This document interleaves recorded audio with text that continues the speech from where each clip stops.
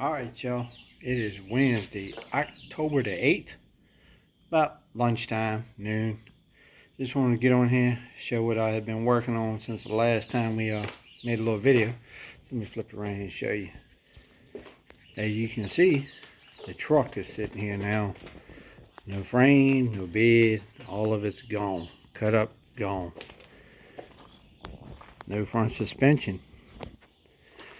There's the I-beam suspension.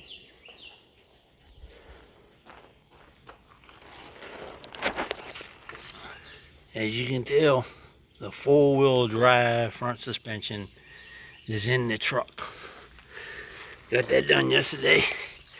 Come out this morning, just buttoned it up, put the shocks on, brake lines, just got to bleed the brakes, put the front sway bar, and that will be done.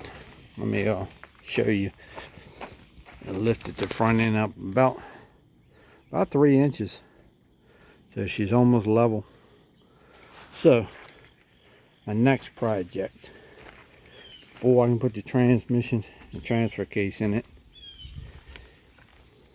gotta do away with that. The front tank's gotta go, because transfer case sits right here, gas tank is like right there. Won't fit on a short bed. So I'm just gonna be running the back tank. Got all the lines, filler neck, gas tank is in the garage. So we're gonna just pull the whole gas line out. That way you get that switch over mechanism for the tanks. It's all gone. I got the wiring, I got it all. So the next project, like I said, is gonna get the tanks out on that other bed. Come in a little patch, so I'm be cutting that out, welding that in. That way you won't even know it was a tank there. And that way, the only thing I'll have left is the transmission and the transfer case and drive shafts, and basically just, switching it over, putting the motor and all from that other truck in it. Basically just working on the drivetrain. So like I said, that's going to be my next project, is getting all the gas tanks out, gas lines, the wiring all through the back. So then that way, while all of it's out, and put the patch in the bed, weld it in, prime it up, and it'll be done. Then once I put my tank in the back, I'll go ahead and put my reset that I got off the other truck. Now as long as the gear ratios are the same, I won't have to swap the rear end. I'm going to show you. I got the rear end out of the other truck.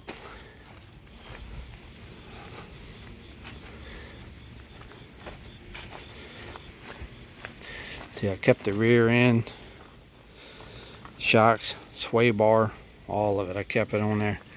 Don't know if it's got a tag on it. Yep, still got my tag. You can find out what gear ratio it's got, and crawl up underneath the other truck. See if it's got the same gear ratio. I'll just keep that rear end in it. Sell that one. There is the reset that's going on it. But that's where we're at as of today. I think the old girl is coming along. I did fix the windshield wipers. Luckily, I got the arms and everything off that other truck, because the arms and the motor both are froze up. It's as solid as they can be. So I got them working. Got the power window on that side working. Got the one out of the other truck.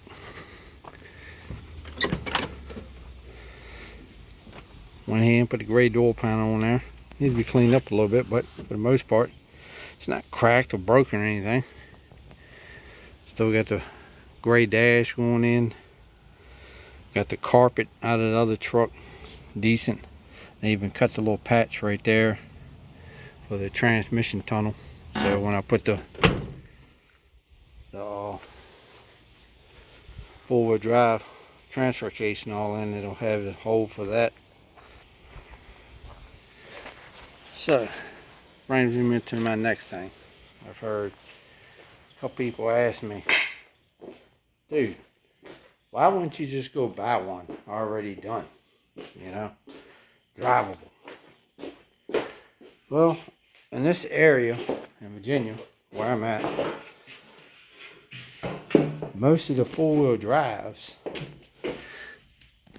that are done, I mean, in this shape that this truck is in, I mean, it has no rust in it. The frame, the cab, everything. It has one little piece of rust in the bed side on the passenger side, right above the wheel well, which that's pretty common. You know, they do that. But as far as the frame, like the four-wheel drive truck that I bought, that did get the parts off of this one, the frame was cracked right at the cross member. When it comes over by where the brake lines come through, it was cracked. You know, and I gave the guy $500 for the truck, you know, for the motor, transmission, suspension, and all. So, yeah, you know, I've got $1,000 in this truck that I paid for it, you know, towed it home. Like I told you in an earlier video, the guy said it run and everything. Well, he couldn't get it to start, so what did I do? I just switched the gas tanks on. Just a little switch. And run it on the back tank. Fires right on up. But I mean, like I said, it's gutless. That motor, it's about had it. It ain't got no power. So, like I said, yeah, I could have bought one already drivable, four-wheel drive, short bed, you know, good paint and all that. But I'd have spent probably on average about $7,000 or $8,000. Well, right now, with the truck, two trucks, that was $1,500. So technically say I got $1,500 in the truck right now. Put the other motor in it, rebuild the trans, which I'm going to do myself. So that's, say, parts probably about another $5,000. So I'm about $2,000 in it, into the truck. Put the other motor in there, probably going to clean it up a little bit, maybe put new valve cover gaskets, oil pan gaskets, and maybe new timing chain, just to know that it's good. Because the odometer on the other truck is set at like 180. So I'm going to just touch the motor up.